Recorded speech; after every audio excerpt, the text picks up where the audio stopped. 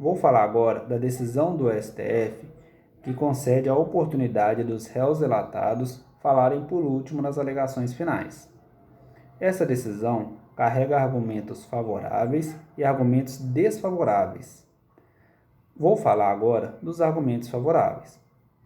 No processo penal e na Constituição Federal, temos o princípio do contraditório e da ampla defesa, o que significa que o réu tem o direito de se defender de quaisquer tipo de acusações, quaisquer tipos de provas, quaisquer indícios que possam o prejudicar na condenação penal.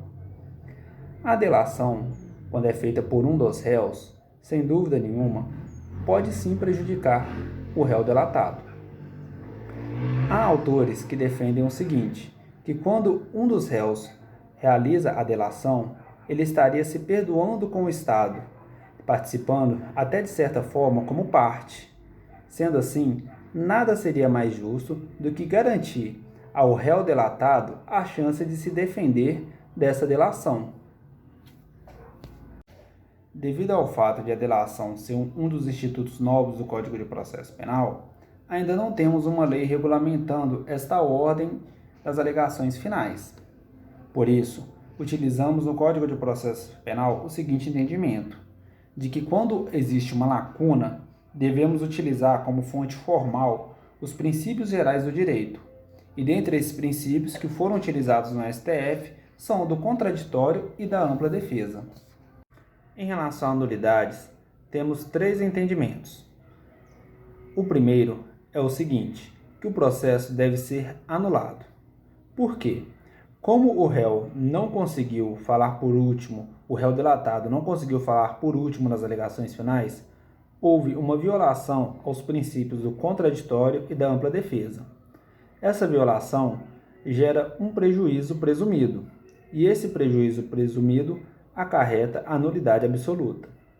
O segundo entendimento é que, para que o réu possa pedir uma nulidade do processo, ele deve comprovar que houve de fato um prejuízo na sua não manifestação.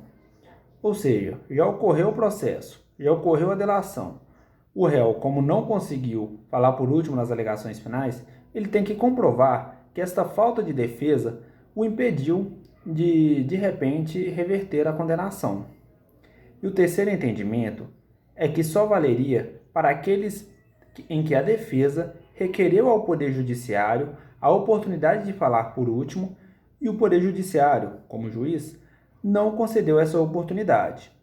Ou seja, valeria apenas para aqueles que requisitaram ao Poder Judiciário. Aqueles que ficaram inertes e não se manifestaram não teriam esse direito, pois, como eles ficaram inertes, presume-se que eles mesmos não dariam tanta importância para essas alegações finais.